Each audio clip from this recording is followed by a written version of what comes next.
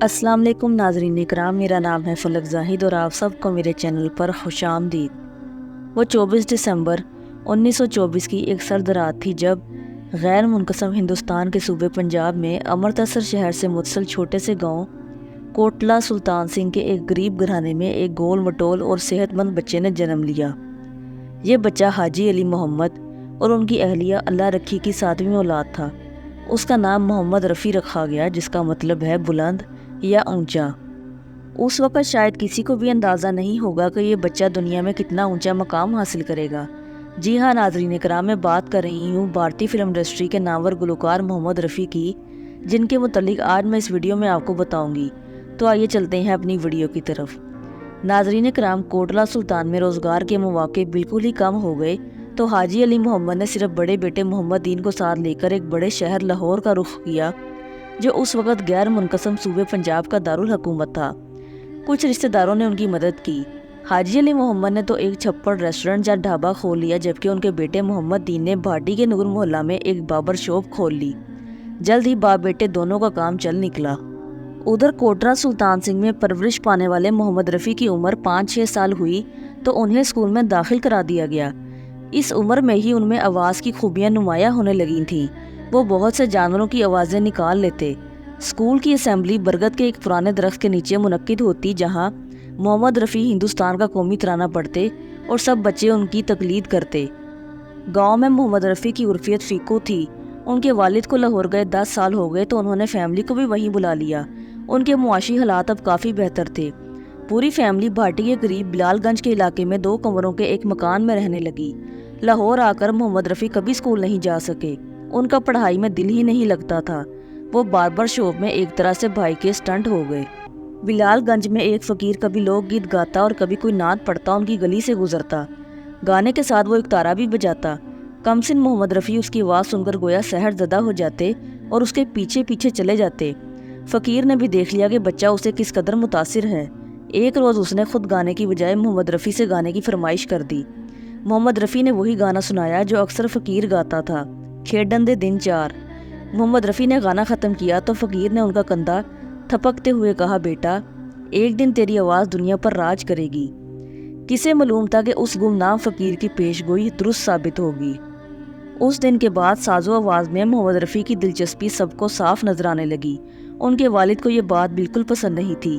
وہ چاہتے تھے محمد رفیع باربر شاپ پر کام میں دلچسپی لیں اور اچھے کاریگر بنیں، جبکہ محمد رفیع وہاں بھی گاہکوں کو ان کی فرمائش پر گانے سناتے رہتے۔ 1938 میں ان کے والد نے ان کی شادی کوٹلہ سلطان میں اپنے بھائی کی بیٹی بشیرہ سے کر دی۔ محمد رفیع اس وقت 14 سال کے اور ان کی دلہن 13 سال کی تھیں۔ ایک روز آل انڈیا ریڈیو لاہور کے پروگرام ایگزیکٹو جیون لال نے باربر شاپ کے سامنے سے گزرتے ہوئے محمد رفیع کو گاتے سن لیا۔ وہ پلٹ کر دکان میں آئے تو یہ دیکھ کر حیران رہ گئے کہ گانے والا ایک نوعمر لڑکا تھا۔ جیون لال کے توسط سے محمد رفیع کو آڈیشن پاس کرنے کے بعد پہلی بار آل انڈیا ریڈیو لاہور پر گانے کا موقع ملا۔ اپنے بڑے بھائی کے دوست حمید کی حمایت اور مشاورت محمد رفیع کو حاصل تھی، جس کی وجہ سے انہوں نے لاہور کے 2 بڑے گائکوں استاد بڑے غلام علی خان اور استاد چھوٹے غلام علی خان کی شاگردی اختیار کی۔ مختصر عرصے کے لیے انہوں نے برکت علی خان اور واحد علی خان سے بھی گانا سیکھا۔ اس دوران انہوں نے محفلوں اور تقاریب میں گانا شروع کر دیا تھا۔ ابھرتے ہوئے موسیقار شیام سندر نے ایسی ہی کسی محفل میں ان کی آواز سن کر ان سے اپنی آنے والی فلم غل بلوچ کے لیے گلوکارہ زینت بیگم کے ساتھ ان کی زندگی کا پہلا فلمی گانا گوایا، گوریے نی ہیریے نی۔ 1944 میں محمد رفیع نے بڑے بھائی کی ہمت افزائی اور اصرار پر ممبئی کا رخ کیا، جو ان کے خیال میں اتنا بڑا اور جدید شہر تھا کہ وہ وہاں جاتے ہوئے گھبرا رہے تھے۔ بڑے بھائی نے اپنے دوست حمید کو سہارے اور سرپرستی کے لیے ان کے ساتھ کر دیا۔ ممبئی کے بھنڈی بازار کی ایک پرانی عمارت میں چھوٹا سا ایک کمرہ ان کی پہلی قیام گاہ بنا، جس کا ماہانہ کرایہ 4 روپے تھا۔ محمد رفیع کے مزاج میں انکساری تھی، بے پناہ ملنسار تھے، قریبی مسجد میں باقاعدگی سے نمازیں بھی پڑھنے جاتے تھے۔ جلد ہی وہ بھنڈی بازار کی خاصی جانی پہچانی شخصیت بن گئے۔ ادھر ادھر سے سفارشیں تلاش کر کے موسیقی کی محفلوں میں جانا شروع کیا۔ ایک محفل میں کے ایل سہگل کو گاتے سنا تو سحر زدہ ہو گئے۔ سہگل ان کے آئیڈیل گلوکار تھے۔ ایک سفارش پر محمد رفیع کو بھی ایک محفل میں گانے کا موقع ملا۔ ایک کم عمر نوجوان کو اس مہارت سے کلاسیکل گاتے سن کر عام حاضرین ہی نہیں، فن شناس بھی حیران رہ گئے۔ لیکن اسٹوڈیوز کے کافی چکر لگانے کے باوجود محمد رفیع کو فلم انڈسٹری میں قدم رکھنے کا کوئی موقع نہ مل سکا۔ آخر کار انہوں نے لکھنؤ سے موسیقار نوشاد کے نام ان کے والد کا ایک سفارشی خط منگوایا۔ نوشاد کے توسط سے 1944 میں محمد رفیع کو فلم پہلے آپ میں ایک ترانہ گانے کا موقع ملا۔ یہ ترانہ کورس کی شکل میں تھا۔ اس کے 2 سال بعد محمد رفیع کو نوشاد صاحب کی موسیقی میں دوبارہ گانے کا موقع ملا۔ گانا تھا تیرا کھلونا ٹوٹا بالغ۔ بھارتی فلم انڈسٹری میں بطور موسیقار نوشاد صاحب کا جو مقام ہے اس سے دنیا واقف ہے، لیکن ان کا ایک کارنامہ یہ بھی ہے کہ انہوں نے اس انڈسٹری کو محمد رفیع جیسا گلوکار دیا۔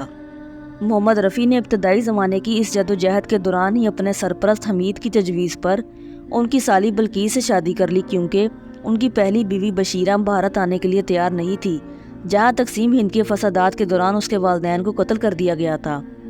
محمد رفیع نے تقسیم ہند کے بعد ممبئی میں ہی رہنے کا فیصلہ کیا، جہاں بے پناہ صبر آزما جدوجہد کے بعد ان کی ترقی کا سفر شروع ہو چکا تھا۔ 1944 سے 1949 کے دوران محمد رفیع نے 100 سے زائد گانے گائے۔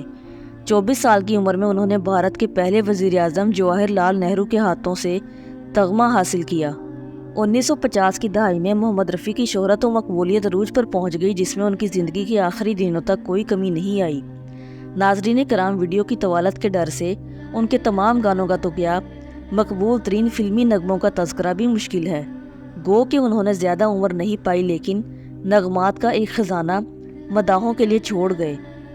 ان کی ایک بڑی خوبی یہ بھی تھی کہ اگر ایک طرف علمی اداکاری کے بادشاہ دلیپ کمار پر ان کی آواز خوب جچتی تھی، تو دوسری طرف متعدد کامیڈینز کے علاوہ جونی واکر جیسے صرف ایک کامیڈین پر ان کے 155 گانے پکچرائز ہوئے۔ انہوں نے اپنے دور کے ہر موسیقار کے ساتھ کام کیا اور ہر اداکار پر ان کے گانے پکچرائز ہوئے۔ بھارتی فلم انڈسٹری پر ایک طویل دور ایسا گزرا ہے جب گویا تصور ہی نہیں تھا کہ کوئی فلم محمد رفیع کے گانے کے بغیر بھی ہو سکتی ہے۔ قدرت نے انہیں بے پناہ عروج دیا، لیکن ان کے مزاج کی سادگی اور انکساری ہمیشہ برقرار رہی۔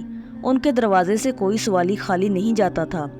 انہوں نے کبھی اپنا ماضی چھپانے کی کوشش نہیں کی اور فلم انڈسٹری کے ماحول میں رہ کر بھی اپنی زندگی میں کوئی بے اعتدالی نہیں آنے دی۔ 1977 تک ان کے گائے ہوئے گانوں کی تعداد 25 سے 26 ہزار کے درمیان تھی۔ 2016 میں بھارتی حکومت نے ان کا یادگاری ڈاک ٹکٹ بھی جاری کیا۔ 31 جولائی 1980 کو یہ بے مثل فنکار 55 سال کی عمر میں ہارٹ اٹیک کے باعث اچانک اس دنیا سے رخصت ہو گیا۔ ناظرین کرام، بھارتی فلم انڈسٹری کا مایہ ناز گلوکار محمد رفیع کے بارے میں یہ تو تھی میری آج کی ویڈیو۔ آپ کو میری آج کی ویڈیو کیسی لگی مجھے کمنٹ سیکشن میں ضرور بتائیے گا۔ میرے چینل پر آنے کا شکریہ۔